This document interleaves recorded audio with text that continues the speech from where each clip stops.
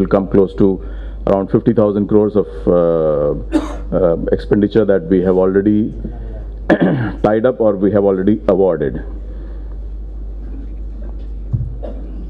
What will the Western DFC do for this, which also the Delhi-Mumbai Industrial Corridor is coming up? We would have one major outcome or major benefit of the Western DFC would be, besides diverting the traffic from the Delhi-Mumbai congested route of the busy route or intensively utilized route of the railways, it would also enable more efficient connectivity to Jawaharlal Nehru Port, which is going in for Terminal 4. Terminal 4 of Jawaharlal Nehru Port, I believe, is going to be Terminal 1, 2, 3 put together, more than that.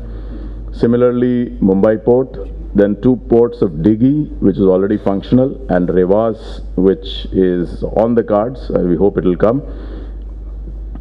Similarly, then if you move up north, then there is a Nandgaon port and Nargol port south of Surat. These are again going to be big ports.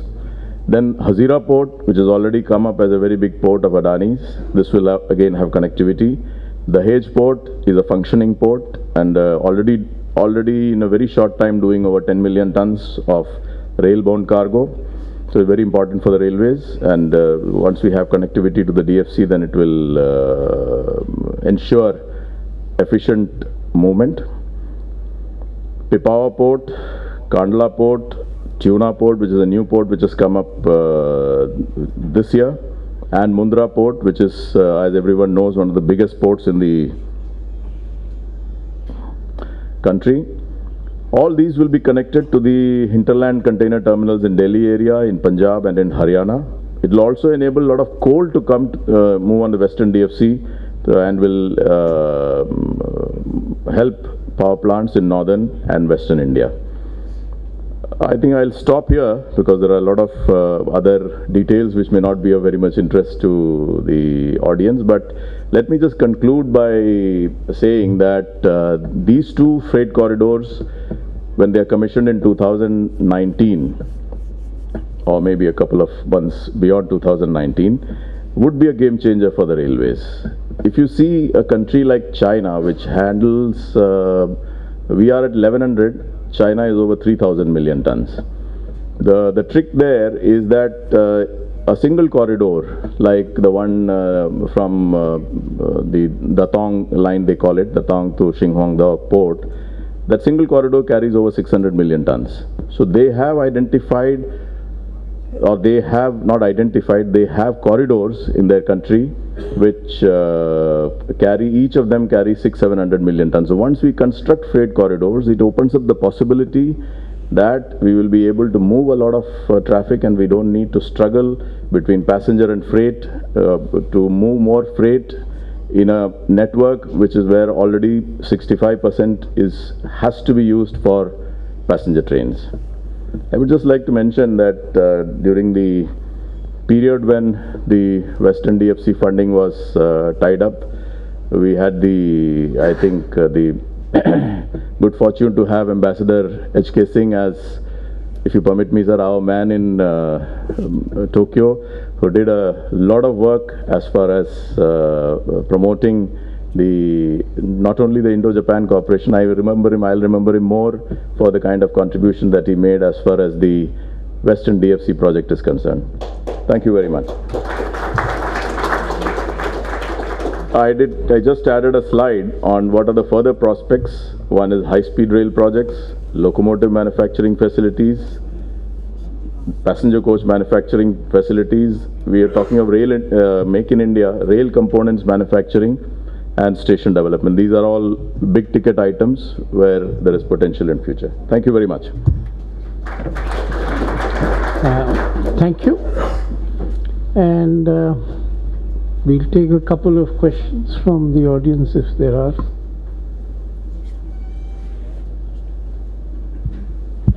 want to give me that? Just two questions for Matsumoto-san and one for Girish.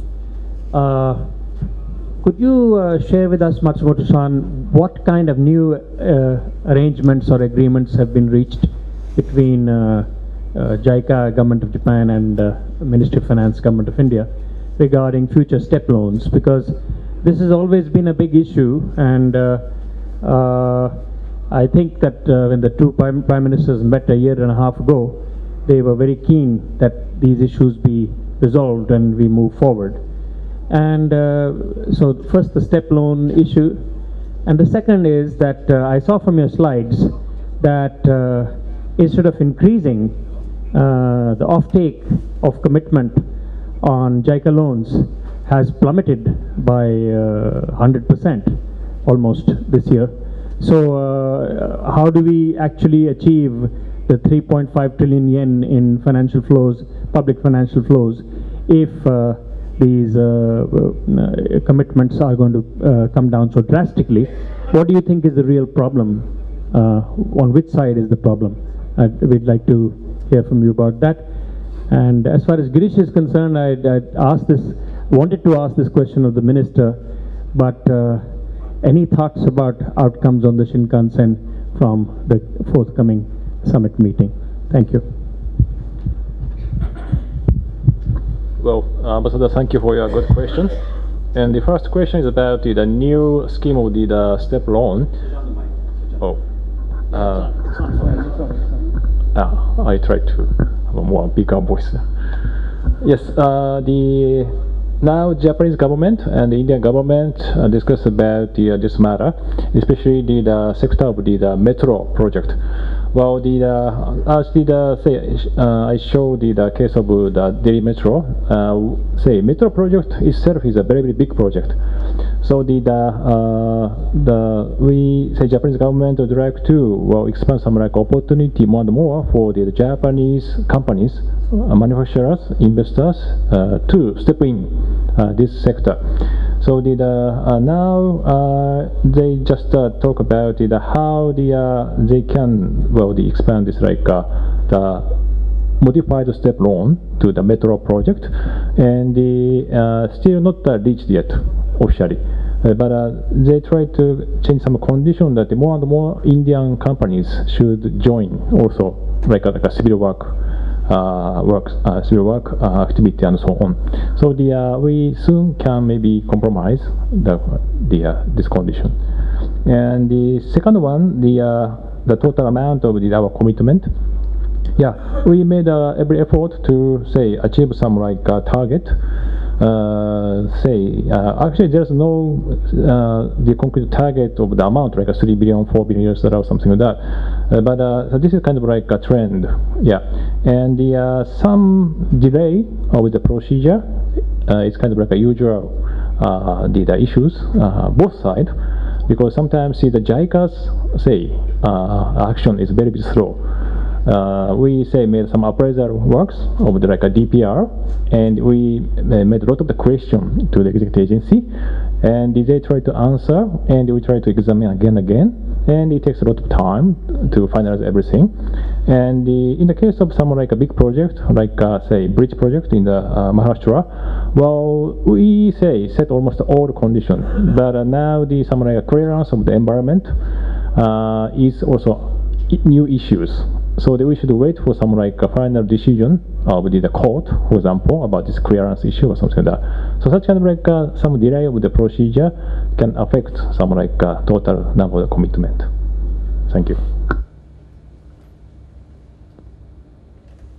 I'll just, if Mr. Matsumoto permits me, I'll just mention that because we in the railways handle the first step loan and the largest loan, the main thrust of the change is that the prime contractor can be a Japanese-led Indian, or an Indian contractor. That is the main thrust of the change. And there are also certain changes in the goods to be sourced from Japan. That also, the definition has been made a little more wider. Coming to the issue of high speed, as would have been reported in the papers, the study was completed sometime in July. After that, we have a assistance proposal from the government of Japan, which is a full scheme of how the project is to be implemented and the financial package. So that is right now under discussion and consideration, and hopefully some decision will get taken soon. It is at a very advanced stage of discussions.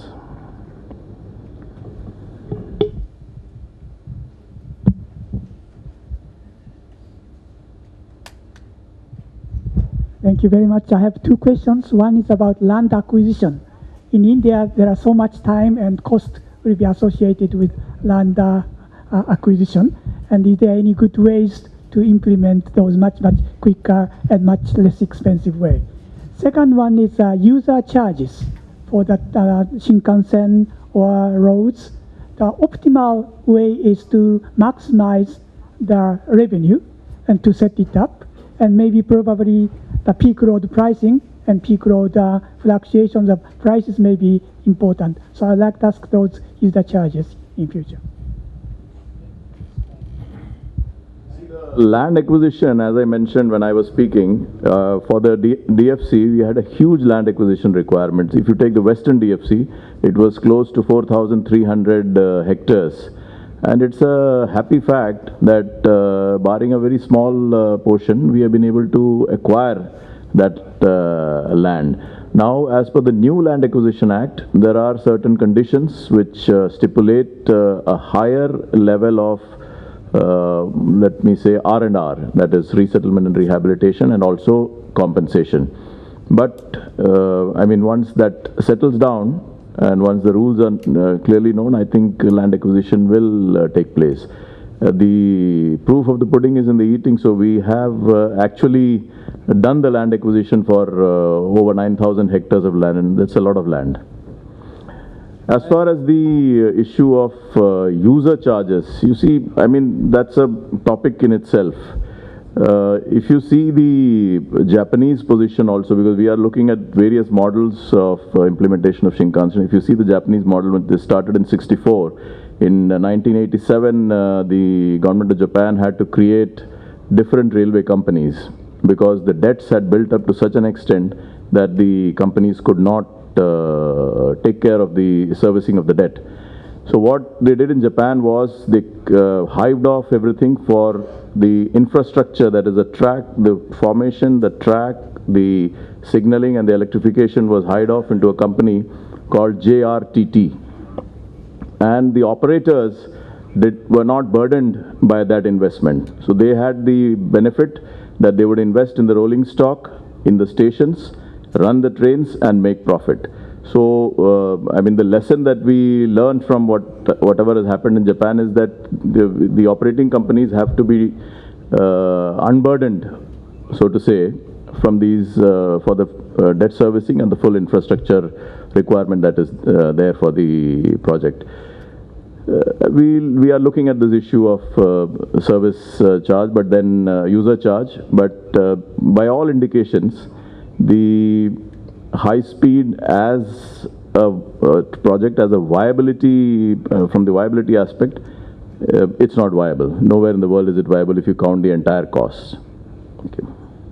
I just add to the land issue that again, it's not a problem of the magnitude that our media makes it out to be.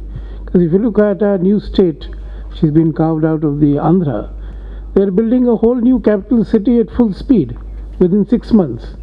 So land is not an issue if one looks at it on the aggregate in India. Yes, in some state, in some pocket, it can be an issue, but it's an issue of local politics and local governance.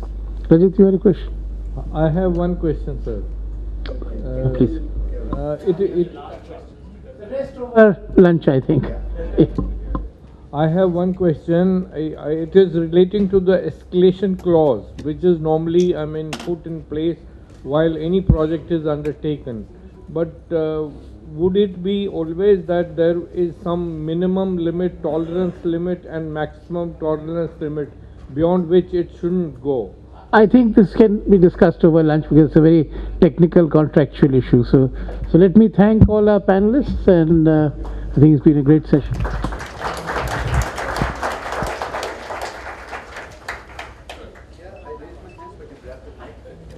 My name is Somithil, and it's a privilege. Thank you, Ambassador Singh, for inviting me to to chair this session. Did you enjoy the lunch? Sir, इसकी भी आवाज़ नहीं आ रही? Yeah, good.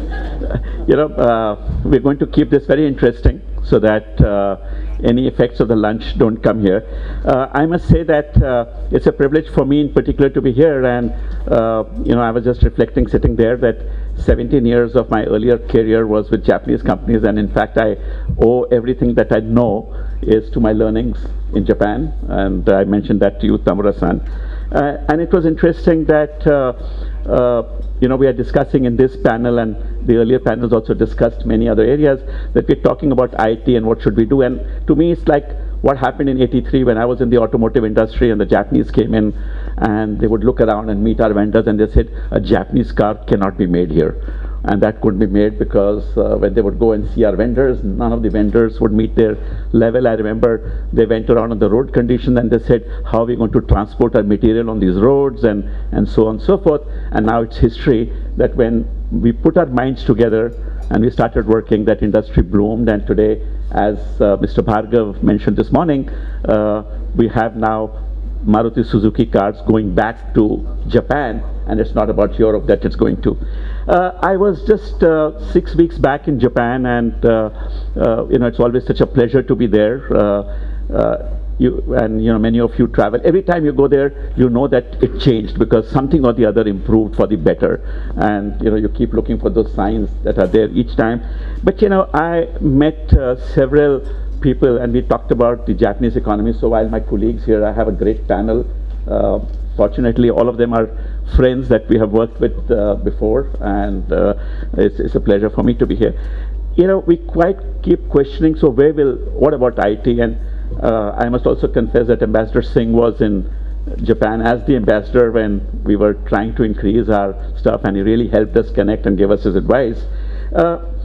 We keep talking about Japan being the third largest economy. We must not forget it's the third largest market, right? So it's a large market. It's not about being largest economy by exports. It's also a very, very large market. We also is the second largest customer spend, right? So there's so much consumption that goes on. Last year, it was number 3 among the countries that applied for patents. Right, so that's sheer innovation that's coming up. They still hold more than 50% market share in copiers and lithium-ion batteries, just to name 2. Right, so it isn't about old stuff. It's continuously moving. Very sophisticated living. I found that most Michelin-starred restaurants are in Japan, right? In Tokyo, right? So it's a very, very advanced. Very good news, and I suppose you should be pleased with that. 43% of the family graduates from universities are women now. So we have new women that are entering. So I think there is a big change that's coming in. Why are we talking about this when we're talking about IT? Because I think it's very important to look at the context. Japan is a large market. They have large needs. But what are the changes that are taking place there, right? There are new breakthroughs that Japan is making: robotics, renewables, digital, smart cities, internationalization, right? Huge amount of globalization that's taking place. And this, I think, offers a very unique opportunity for all of us sitting here, because every word that I used has really IT and digital behind this, right? So for us, if we can work together, we can actually start making this happen. When we looked at the themes that Japan has currently, and I was looking at some of the reports that have come out from the government of Japan, it's life sciences, regenerating medicines, telemedicine, remote monitoring. So it wasn't about IT for IT, it's in all aspects of healthcare, advanced analytics, and so on and so forth. And interestingly, as Japan's large market itself is shrinking in the sense that their population is less, so the consumption may be less, they are increasingly looking at global markets. And who better than somebody like India as a partner to help Japan, if not for Japan, but at least globalize the whole thing. So I think there is a major opportunity. Japan needs people, they need technology, they need to go global. They actually need us not to speak Japanese but English, right? Because we are then going to help them go to those markets where English is required. And having worked 17 years with them and lots of friends that are still there, we keep talking about culture and language as barriers. I personally think, and I hope our panel is going to discuss this, right, that how can they become barriers? When you have a need, both sides have a need, it's a mutual need, then these barriers cannot be hurdles for our working together. And I think that should be the theme of what should we need to do for doing this. We have lots of success stories. Tamara-san here is from Hitachi, right? And I'm not going to, his biodata is there, but he walked up to me about a year back and he said, I have signed in blood that I'm going to be in India for 10 years. Please give him a hand for that, right? Right. So here is a person who said he's learned Hindi. I don't know which other, do you speak Kannada? Yes. Yeah, there you go, right. So here is, so where are the cultural barriers? Here is a person right here. I was also surprised that when we looked at the number of people in India that are working for the Japanese, which seemed very small number. Maybe I shouldn't take names, but a single company from Japan has 11,000 Indians working for it. So it isn't that we haven't made progress, there is, but I think it's a pain, it's a pity that for a country like India, which has a 56% global market share in IT, in terms of outsourcing, Japan is 1% of ours. So good news is there is headroom, and I'm sure all our three speakers here are going to tell us how are we going to go there. So let me invite my dear friend Mohan Reddy to tell us more about it. Thank you. Thank you. Thank you, Som, and good afternoon to all of you. One of the biggest challenges in my life used to be to listen to somebody after lunch. But the bigger challenge in life comes to me now that as I age, I keep talking to a lot of people, and especially talking after lunch becomes much more difficult for me, because I have to not only keep myself awake but keep all of you awake. But let me do what I can at this point of time. So good afternoon to all of you, and we have very eminent panel here, Mr. Deepak, who is the Secretary DIPP, Tamura-san, and my good friend Som Mittal. So what we will do is probably talk for about no more than 10 minutes and allow you to ask us questions. So this discussion comes at a point of time which, if you're following the story of Japanese economy, yesterday they put out the numbers for what happened in the July, August, September quarter. For the second consecutive quarter, Japanese economy went through a recession. There was a degrowth of 0.08%, and that was the second consecutive quarter. People have a fairly serious concerns all about abeonomics, whether Abe's economics at this point of time are truly working in that part of the world. On the other side, if you look at India, you see the GDP growing at about 7.5 or 7.8, depending upon whom you ask, what time period that you're asking. But certainly it's somewhere in the range of 7.5% at this point of time. So there are two economies which have certainly a good opportunities to collaborate with each other. We certainly have also seen that the IT industry in India has grown to be a $147 billion industry, out of which $100 billion is exports at this point of time. And the Japanese, as my good friend Som said, is the second largest spender of on IT services. Their outsourcing marketplace itself is currently at about $125 billion. But interestingly, though they have a $125 billion outsourcing industry, no more than $1 billion go from India. I believe it's $500 million which goes out of application development, and there's another $500 million which go out of embedded software. That's $1 billion of exports according to the last numbers that we saw. So in a situation of this nature, as rightly said by Som, there are fairly large number of opportunities that we could think about. The first and the foremost is that you'd find on one side on Japan, you have a challenge in terms of aging population. So obviously we're saying India could be a perfect partner, primarily because there is the demographic dividend in India. You have a number of people coming into the working age group population is, I believe, 1 million every month. We're looking at numbers of creating 100 million jobs in the next 10 years. So therefore, there's a good fit between Japan and India. Aging population on one side, on the other side you see that there is a young population.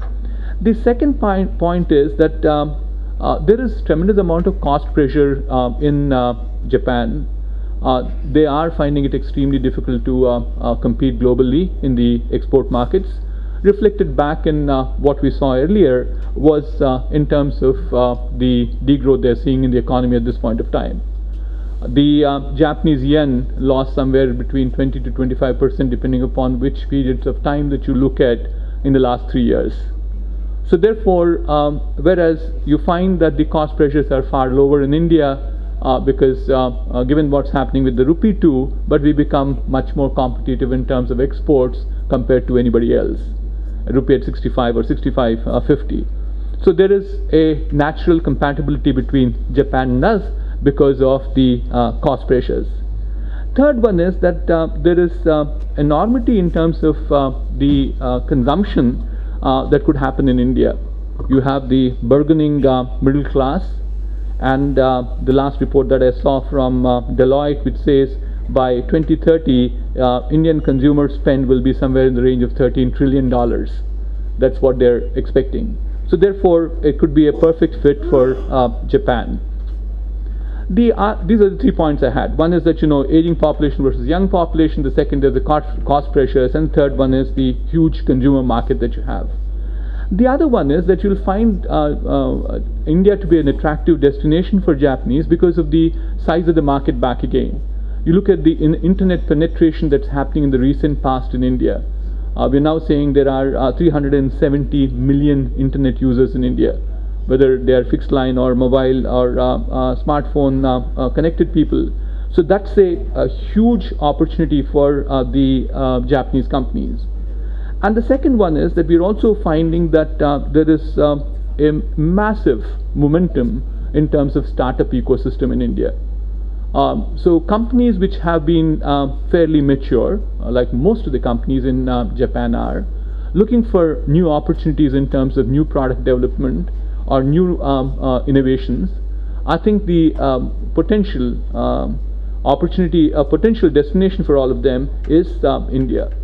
And a third one is that I find it extremely attractive because I think without any hesitation, India has proven beyond any doubt on the intellectual property regime that we have in this country.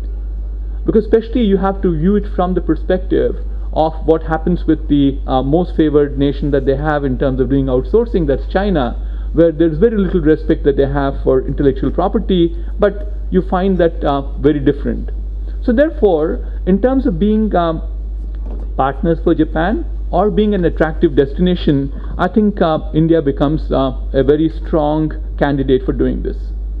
But added to this, you look at, because our discussion was all centered around the IT industry, let's look at how the IT industry is performing at this point of time. I gave you numbers of $148 billion of IT industry at this point of time, or $100 billion of the exports that we have. But more importantly, you look at the paradigm with which this industry got started off. It was cost arbitrage. People said, it was the, you get tremendous amount of cost advantage, so let's move to India. But thereafter, customers all around the world started discovering that we also had capacity, but in addition to capacity, we had capability. You look at the maturity that's come into this industry at this point of time, and I've got several examples, where today Indian IT service providers provide solutions to customers all around the world, which are transformative and also innovative. So we certainly have gone up the growth of the maturity curve. We've come to a level where we have, there's baseline, of course, is the cost, but in terms of ability to go ahead and participate in projects, which could be very transformative, is what Indian companies are doing at this point of time. The other point I like to make is that as far as the IT industry is concerned, still the momentum is on. Som again mentioned about our capabilities in digital world.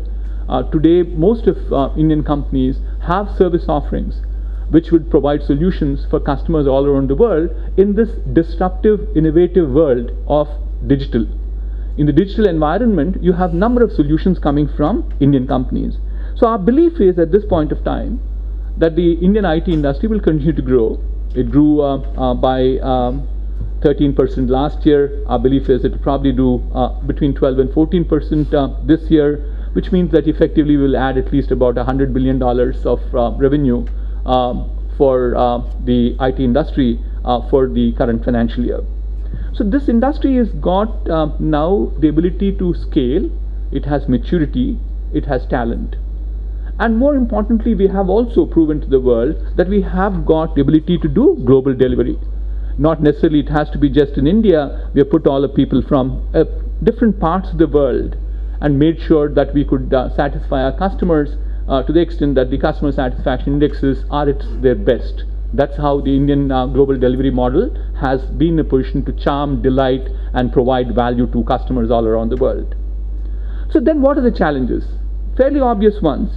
And the first one is that the type of work that is being done from Japan at this point of time, as I said earlier, is in two areas: application development, embedded software. Those are the two areas that are there.